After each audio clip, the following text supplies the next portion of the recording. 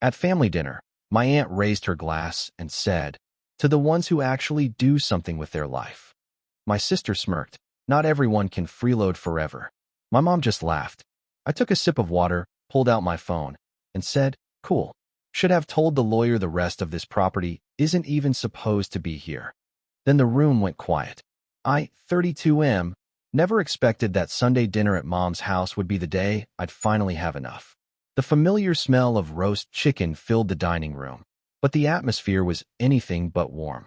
My aunt sat across from me, wine glass already half empty, wearing that smug expression she'd perfected over the years. My sister lounged in her chair like she owned the place, which honestly, she probably thought she did. The conversation had been building to this moment all evening. Subtle jabs about my lifestyle choices, questioning remarks about my work-from-home job, and those knowing looks they exchanged when they thought I wasn't paying attention. I'd heard it all before, but tonight felt different. Tonight felt deliberate. My aunt raised her glass with theatrical flair, the wine sloshing dangerously close to the rim. She announced her toast about doing something with life, her eyes fixed directly on me. The message was crystal clear. My sister's follow-up comment about freeloading wasn't even trying to be subtle anymore. Mom's laughter felt like a punch to the gut. They saw me as the family failure, the one who moved back home after college, the one who worked remotely instead of climbing some corporate ladder, the one who helped maintain the property instead of contributing to what they considered real success. What they didn't know was that I'd been doing a lot more than just maintaining the property. I pulled out my phone, keeping my voice level as I mentioned the lawyer. The silence that followed was deafening. Forks stopped midway to mouths. Wine glasses froze in midair. Even the grandfather clock in the hallway seemed to tick louder in the sudden quiet. My aunt was the first to recover, asking what I meant about the property. Her voice had lost its earlier confidence. My sister leaned forward, suddenly very interested in a conversation she'd been dismissing moments before. Mom set down her glass with trembling fingers. I explained that I'd been curious about some inconsistencies I'd noticed in the property records. Nothing major, just some boundary markers that seemed off. Some old fencing that didn't match the deed descriptions. Some outbuildings that appeared to be on land that wasn't technically part of our family property. The renovation my aunt had been so proud of for the past 3 years suddenly took on new significance. The extended patio she'd built. The garden shed my sister used as her art studio. The detached garage where Mom stored her antique furniture collection. All of it sitting pretty on land that belonged to the county. Land that had been mistakenly included in decades of property transfers due to outdated surveys. My research had started innocently enough. I'd been helping Mom organize old documents when I found some discrepancies in the property descriptions. Being home more often than the others, I'd noticed things. Surveyor stakes that didn't line up. Neighbor complaints about property lines that never quite made sense. Tax assessments that seemed inconsistent with the actual lot size. I'd spent months quietly investigating. Visits to the county recorder's office. Conversations with longtime neighbors. Even hiring a surveyor out of my own pocket to get accurate measurements. What I discovered was that nearly a third of what we considered our property was actually county land that had been absorbed into our lot through a series of clerical errors spanning decades. The implications were staggering. Every improvement made to that portion of the property was technically illegal construction on public land. The taxes Mom had been paying were calculated on land she didn't actually own. The property value assessments my sister had been bragging about were based on square footage that wasn't ours. My aunt asked if I was sure about this information, her voice barely above a whisper. I told her I was very sure. I'd already spoken with a property attorney who specialized in boundary disputes. The documentation was clear. We had 2 options: return the land to the county and demolish any improvements, or begin a lengthy legal process to potentially purchase the land at current market rates. The current market rate for that portion of property was roughly $300,000. My sister's face had gone pale. She asked what this meant for the renovations, for her studio, for all the work they'd put into the property. I reminded her that she'd just called me a freeloader, so surely she didn't need me to explain the financial implications of illegal construction on public land. Mom finally found her voice, asking why I hadn't mentioned this sooner. I told her the truth. I'd discovered the issue months ago and had been trying to find a solution. I'd researched legal options, spoken with attorneys, even looked into whether we could quietly rectify the situation before it became a problem. But every conversation with my family made it clear that my input wasn't valued. Every family gathering reminded me that I was seen as the one who contributed nothing. The irony wasn't lost on me. While they'd been criticizing my work-from-home job and my presence around the house, I'd been the only one actually paying attention to the property. I'd been the one maintaining the landscaping, fixing minor issues, keeping track of property-related paperwork. I'd been the one who noticed the problems and took initiative to investigate solutions. My aunt set down her wine glass with a shaky hand. She asked what I planned to do with this information. The question hung in the air like smoke. I could see the calculations running through their minds. The cost of legal fees, the potential property value loss, the embarrassment of having to explain to friends and neighbors why major renovations would need to be undone. I told them I'd been hoping we could work together as a family to address the situation, that I'd wanted to present solutions, not just problems. But after tonight's dinner conversation, I was reconsidering my approach. The attorney I'd consulted had explained that there were several ways to handle boundary disputes. We could proactively contact the county and attempt to negotiate a purchase. We could wait and hope the issue never surfaced, risking eventual legal action from the county. Or we could formally dispute the findings and drag the process through courts for years. What I hadn't mentioned yet was the timeline pressure we were facing. The county was conducting a comprehensive property survey of our area as part of a planned infrastructure improvement project.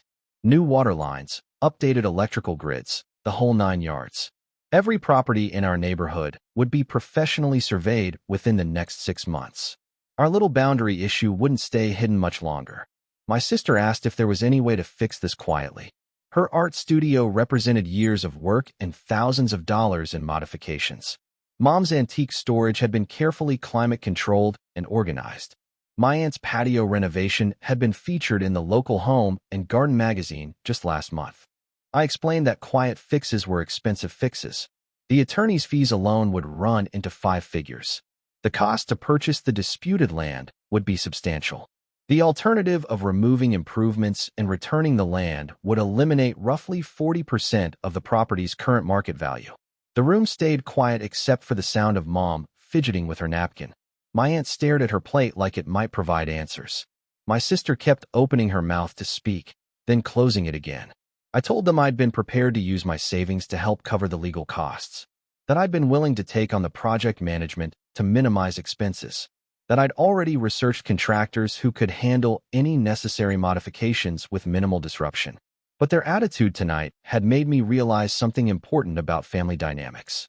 My aunt finally asked what I wanted from them. The question was loaded with implications. What was my price for cooperation? What were my demands for keeping quiet? What leverage was I planning to use? I told her I didn't want anything except basic respect. I didn't want to be treated like a burden at family dinners. I didn't want my contributions dismissed or my presence resented. I wanted to be included in family decisions instead of being talked about like I wasn't in the room. The truth was, I'd been planning to leave soon anyway. My remote work had opened up opportunities in other cities. I'd been saving money precisely because I knew living at home wasn't a permanent solution. But I'd also been trying to ensure the family property would be secure before I left. I'd been acting like a responsible family member, even when I wasn't being treated like one. Mom spoke up for the first time since the bomb dropped. She apologized for the dinner conversation, admitting that they'd been frustrated about other things and had taken it out on me unfairly. She asked if we could start over and work together on the property situation.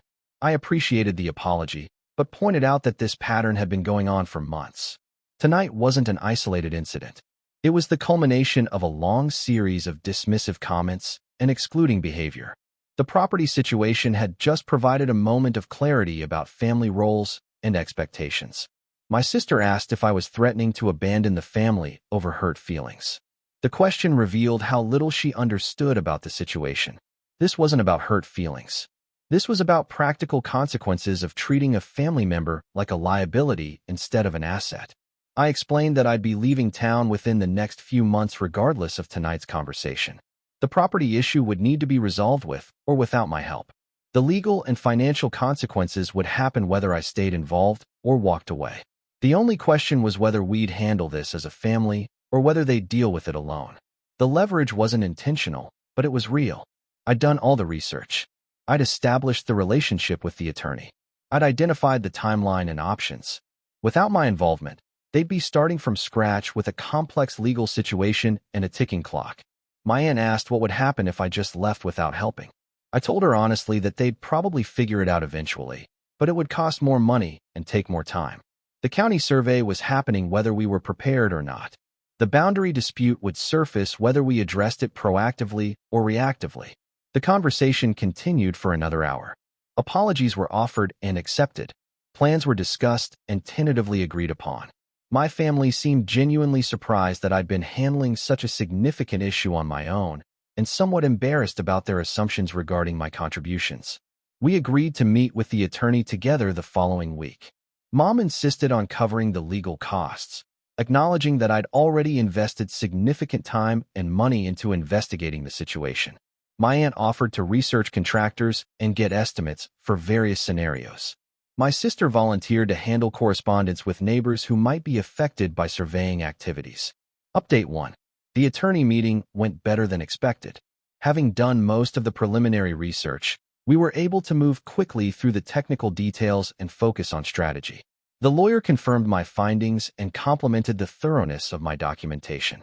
My family's attitude toward my contributions shifted noticeably during that meeting. We decided to pursue the proactive approach. Rather than waiting for the county to discover the boundary issue, we'd approach them with a purchase offer for the disputed land. The cost would be significant, but less than the legal fees and complications of a reactive response. The process took 3 months to complete. During that time, family dinners became actual planning sessions. My input was sought and valued. My research skills were acknowledged and appreciated. My presence was treated as an asset rather than a burden. Update 2.